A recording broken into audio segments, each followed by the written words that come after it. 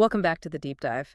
So you've brought in this whole stack of revision notes on Python control flow. I have. And the plan today is to turn all of this into the ultimate formula sheet for you. Right. A highly focused, high-speed revision session. We want to take these concepts that can feel a bit dense and just make them, well, make them stick. That's exactly right. We're going to skip the absolute basics you learned on day one. Today is all about the nuance of control flow, where the pitfalls are and how to write Python code that isn't just functional, but genuinely efficient. And we're doing this with 4 key problem patterns, right? To lock everything down. Yep. 4 patterns to master loops, conditionals, and built-in methods. The goal is you leave this feeling like you've completely nailed this foundation. Okay, let's unpack this. Yeah. And I want to start not with what a loop is, but with the real mechanics of the for loop, especially when it's paired with the range function. We all know repeating code isn't efficient. That's why we have loops. But how do we use them with real precision? Well, the structure is foundational for I in range, but here is the critical point. The thing you have to nail down for any revision. It's the properties of range. Okay. Remember, it's a function. It generates a sequence of numbers, and it takes a start, an end, and an optional step. But the one detail you just cannot forget is that the end value, it's non-inclusive. That non-inclusive end value, it catches everyone, doesn't it? Even if you've been coding for years and you're just moving too fast. All the time. So range 1, 5 gives you 1, 2, 3, and 4. Yeah. It runs up to, but never includes that final number. And that temporary variable, its value just changes instantly with each pass. Instantly, which lets you run the same logic on different data points one after the other. Now, speaking of what happens inside that logic, let's talk about tracking state. Let's talk about flag variables. Right. So we often see something like coprime trace setup before the loop even starts. It can feel like extra code. Why not just use an else block or something? Why are flags so valuable? That's a great question, and it really gets to the heart of writing robust code. A flag is like a dedicated sentinel. It tracks if an event happened, no matter how or when the loop stops. I see. If you just rely on an else block, your logic can get really messy, especially with nested loops. By setting a flag, you start with an assumption, say, true, and you only flip it if you find something that proves your assumption wrong. It's just cleaner, much easier to read. And when that flag flips, that's often our cue to use the break statement. I always think of break as the eject button. It is. It's the ultimate control directive. It just immediately stops the current loop. And what's fascinating is that the primary reason we use it is for, well, memory optimization. Think about it. If you're checking for a factor in a number up to 1 million, and you find one at, say, number 10, there is zero reason to check the other 999,990 numbers. You have your answer. Break saves all that computation. That makes the transition to our first case study, checking for coprimes, just crystal clear. We start with the input, and it's essential. You have to convert it using input. Always. Because input is always a string by default, and you need an integer for math. And the key to that math is the modulus operator, the percent sign. Right, the remainder operator. Right. If num% gives you a remainder of 0, you found a perfect divisor. So we start our loop variable I at 2, and we check. If num1% I equals 0, A and D, num2% I equals 0, then we found a shared factor. Exactly. And the code executes that optimization instantly.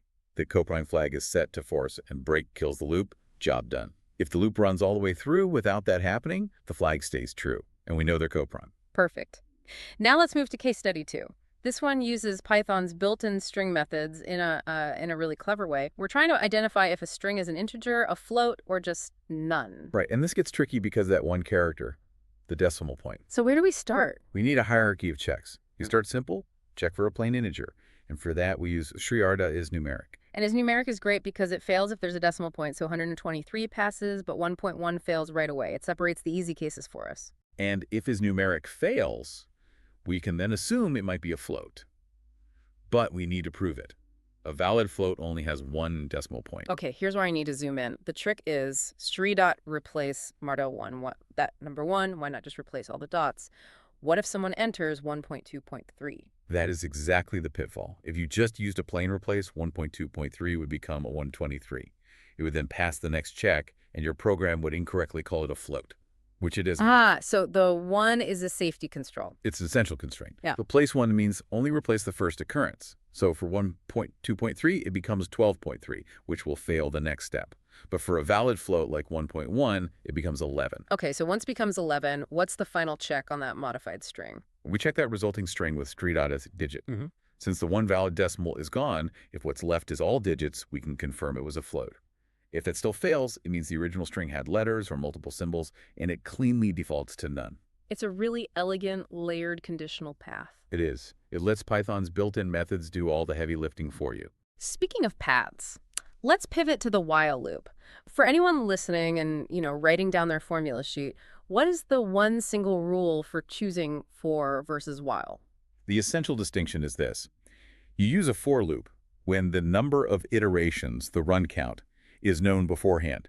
You knew you need to go from 1 to 100, or through all 5 items in a list. And you use a while loop when? You use a while loop when the end condition is unknown, when it's logic-driven. Maybe you're waiting for a user to type quit, or maybe you're iterating as long as 2 different conditions are both true. But that flexibility has a catch, doesn't it? It does. You have to manually initialize your counter before the loop, and you have to manually increment it inside the loop. If you forget I plus 1, you get an infinite loop. Our third case study, merging 2 sorted numeric strings, seems like a perfect example for while. We have 2 sorted strings, like 123 and 45, and we need to merge them into 123, 45. It's perfect for a while because we have no idea which string will run out of characters first. So we set up 2 index pointers, I for the first string, j for the second. And the main loop condition is while I in 1 and j in 2. Correct. It runs only as long as both indices are valid. And inside, it's a simple comparison. Which character is smaller, AI or BJ? It's like a 2-person race. Exactly. If AI is smaller, you append it to the merged string and you only increment I. If BJ is smaller, you append that and only increment j. You only advance the winner of that little comparison. But wait, when that loop stops, one of the strings might still have characters left over. How do we handle that? And why don't we have to sort them again? That's the critical post-loop cleanup step. And it works because the original strings were already sorted. If string A ran out first, we know for a fact that every remaining character in string B is larger than everything we've already merged. Oh, right. They're already in order. They're already in the correct relative order, so we just append the entire rest of the non-empty string onto the end of our result. No extra sorting needed. So a couple of simple if statements after the loop to mop up the leftovers. That's really elegant. It really is. It shows the power of an index-based while loop. Okay, let's tackle our final case study. This one synthesizes everything into a really critical system, grading a multiple select question, or MSQ. This is all about prioritizing your conditional checks. Yes, the rules here can get complex. We've got total marks N, the correct option C, and what the student selected S. The first rule is the reward. Marks per correct option are simply NC. And we have to remember that's almost always going to be a floating point number, so we initialize marks as 0.0. Good point. But rule 2 is the game changer. It's the 0-mark penalty. If the student selects even one wrong option, the score for the whole question is immediately 0. So that penalty check has to take priority over everything else. It has to. Your code has to check for the negative condition first. If it finds a wrong answer, the scoring logic is completely bypassed. And we can actually optimize this check. How so? Well, we're constantly asking, is this selected option in the list of correct answers? Checking for an item in a list can be slow if the list is long. It's what we call ON complexity. But if we convert our answer lists into Python set structures first, that check becomes nearly instantaneous. It's O1.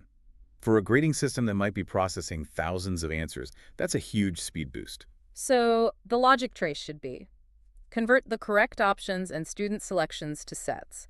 Then loop through the student selections. And for each one, first ask, is this selection not in the set of correct options? That's the first and most important question. If the answer is yes, they chose a wrong answer. You set marks equals 0.0, and you must immediately break out of the loop for that question. It's over. Only if that loop finishes without the penalty ever being triggered can you then go back and calculate the actual score by adding up NC for each correct choice. The entire flow hinges on prioritizing that one critical failure condition. It's a perfect blend of conditional logic and control flow optimization. So what does this all mean? We've covered a lot, but I think it boils down to 4 key skills. First, choosing the right loop for fixed counts, while for logic-driven ones. Right. Second, using flags for state tracking and break for pure optimization. Third, really leveraging those built-in methods like the constrained start-up replace we saw to avoid writing complex manual checks. And fourth, implementing that priority-based conditional logic, and using the right data structures, like sets, to make it fast. These aren't just isolated tricks, are they? Not at all. They're reusable patterns. Anytime you face a problem with repetition or complex rules, these are the patterns that will lead you to a clean, fast solution.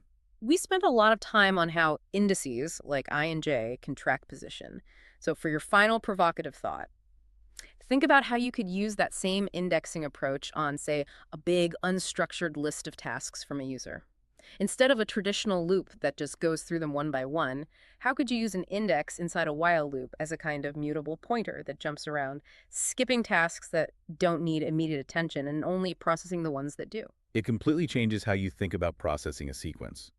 Until next time, keep diving deep.